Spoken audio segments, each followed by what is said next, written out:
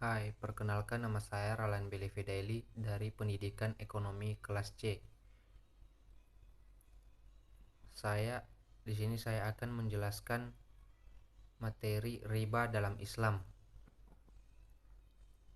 Definisi 1. Pengertian secara bahasa. A. Bertambah, yaitu meminta tambahan dari sesuatu yang dihutangkan. B. Berkembang atau berbunga, yaitu membungangkan harta, uang, atau yang lainnya yang dipinjamkan kepada orang lain. C. Berlebihan atau menggelembung. 2. Pengertian secara istilah. Riba adalah akad yang terjadi dalam penukaran tertentu, tidak diketahui sama atau tidak menurut aturan syarat atau terlambat salah satunya. Macam-macam riba. Riba al-fadal adalah riba yang terjadi akibat kelebihan dua pertukaran barang sejenis. 2. Riba nasi'ah adalah riba yang berlipat-lipat ganda terjadi akibat pengunduran waktu. 3. Riba karat adalah riba yang terjadi karena hutang piutang dengan pembayaran yang dilebihkan. 4.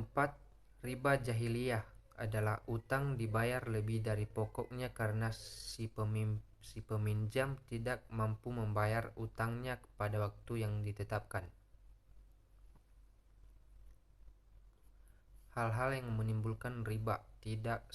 Tidak sama nilainya. 2. Tidak sama ukurannya menurut syarat baik timbangan, takaran maupun ukuran. 3. Tidak ada tunai di majelis akad. Sebab haramnya riba. Allah mengharamkan mengambil harta orang lain dengan cara batil, menyebabkan kemalasan, menghilangkan perbuatan baik atau tolong menolong. Ayat riba tahap pertama. Menolak anggapan bahwa pinjaman riba yang pada zaman zahirnya seolah-olah menolong mereka yang memerlukan sebagai sesuatu perbuatan mendekati kepada Allah, dan sesuatu riba atau tambahan yang kamu berikan agar dia bertambah pada harta manusia, maka riba itu tidak menambah pada sisi Allah.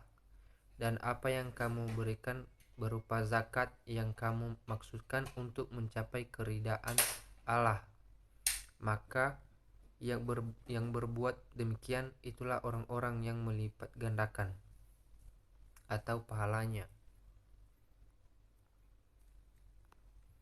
Tahap kedua, riba digambarkan sebagai sesuatu yang buruk. Allah mengancam memberikan balasan yang keras kepada orang-orang Yahudi yang memakan riba. Maka disebabkan kezaliman orang-orang Yahudi, kami haramkan atas mereka yang memakan makanan yang baik yang dahulunya dihalalkan bagi mereka, dan karena mereka banyak menghalangi manusia dari jalan Allah, dan disebabkan mereka memakan riba, padahal sesungguhnya mereka telah dilarang daripadanya, dan karena mereka memakan harta orang dengan jalan yang batil, kami telah menyediakan untuk orang-orang yang kafir di antara mereka itu siksa yang pedih.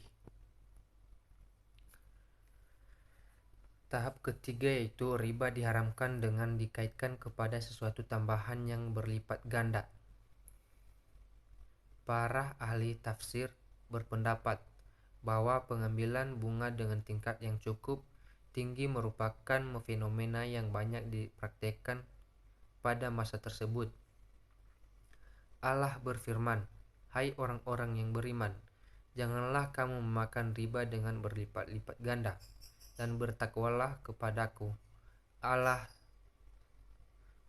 Allah supaya kamu mendapatkan keberuntungan."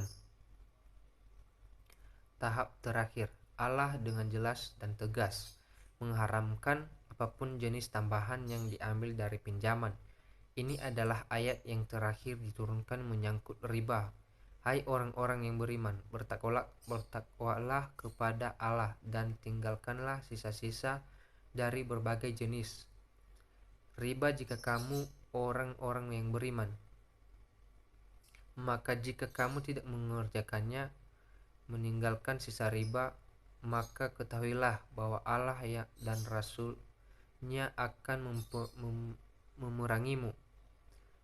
Dan jika kamu bertaubat dari pengambilan riba, maka bagimu pokok hartamu.